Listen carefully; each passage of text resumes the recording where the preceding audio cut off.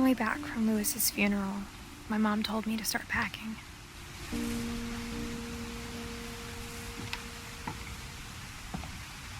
She waited until the day before we left to tell Edie. I'm not sure if she wanted to make it easier or harder.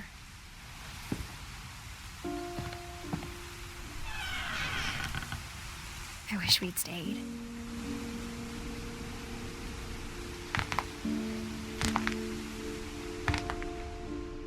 But I understand why we left.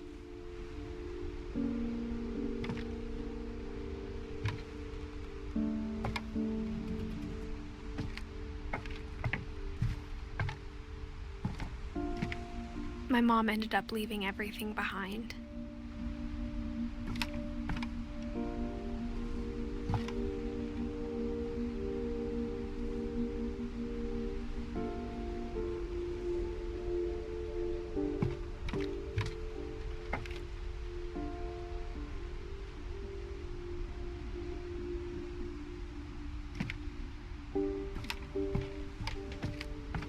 What happened that night had been coming for a long time. Maybe it should have come sooner.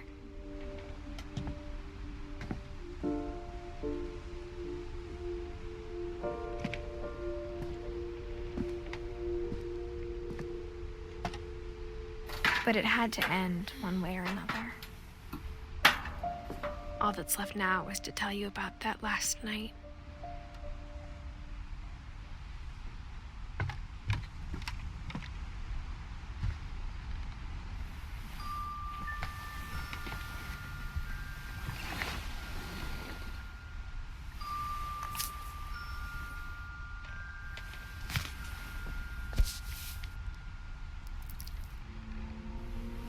That whole last day, Edie just watched us pack and didn't say a word. Until supper, when she raised her glass and said, "To our final night together, and all our final nights apart." Grandma, you know what I said about alcohol. Some of your medications are Edith, very specific. I left a present for you in the hallway. Why don't you go open it?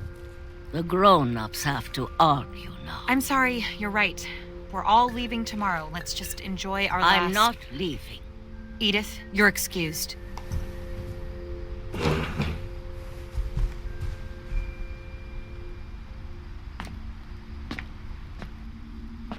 The power had been shut off that morning, but Edie always had plenty of candles.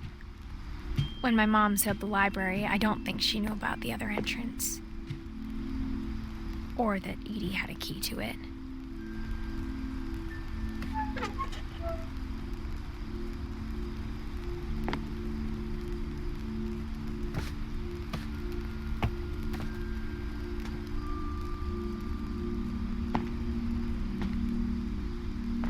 That thing you're afraid of isn't going to end when you leave the house. Edith has a right to know these stories. My children are dead because of your stories. I think it's best if Edith and I leave tonight. We'll have the nursing home send a van for you in the morning, okay?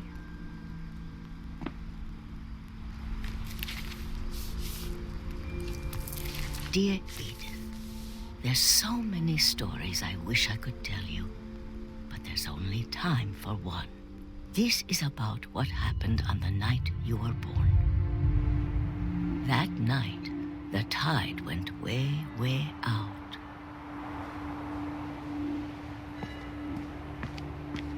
It was the first and last time I ever saw the old house aground. There'd been an earthquake out in the middle of the ocean. They called it the lowest tide in 1,000 years. God, it smelled awful. You know, I've seen that house every day of my life.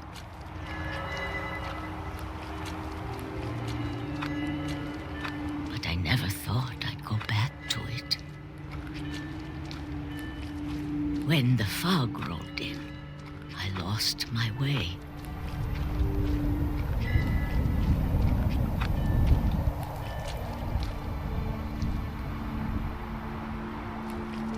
I got turned around.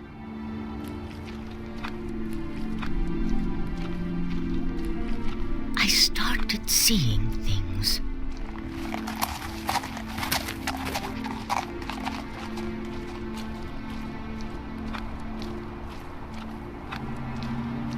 Things I'd forgotten had ever existed.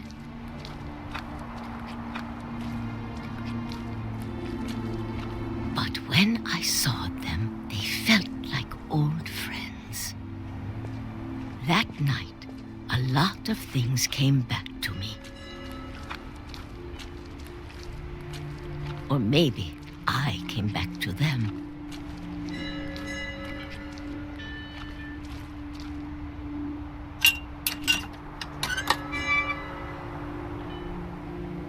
Things I can't explain, but that I need you to try and... Edith, what are you doing in here? It's mine. Edith! Mom, you're gonna rip it! Let go! I kicked and screamed, but Mom dragged me to the car.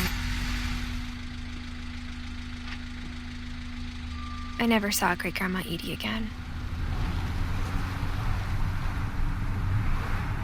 The next morning, the van came to pick her up, but she was already gone.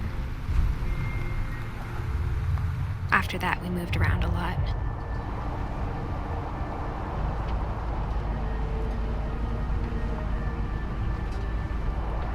We both tried to make the best of it.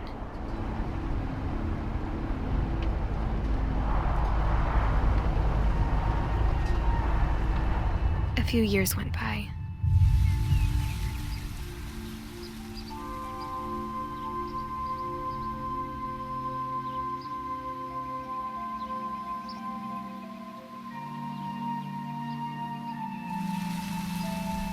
My mom didn't like to talk about it, but she started getting sick a lot. The rest happened pretty quickly.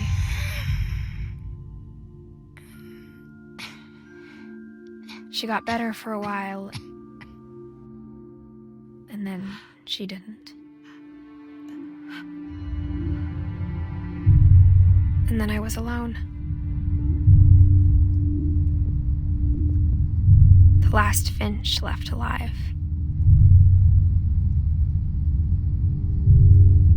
Until I found out about you. I'm still not sure what to tell you about all this. If we lived forever, maybe we'd have time to understand things. But as it is, I think the best we can do is try to open our eyes and appreciate how strange and brief all of this is.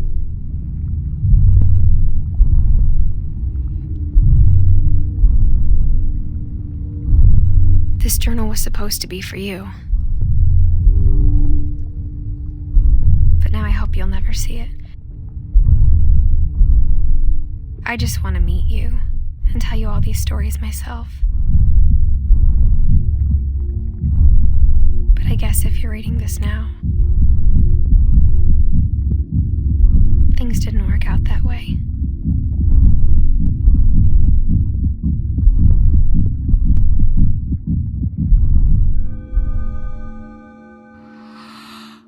This is where your story begins. I'm sorry I won't be there to see it. It's a lot to ask, but I don't want you to be sad that I'm gone. I want you to be amazed that any of us ever had a chance to be here at all. Good luck.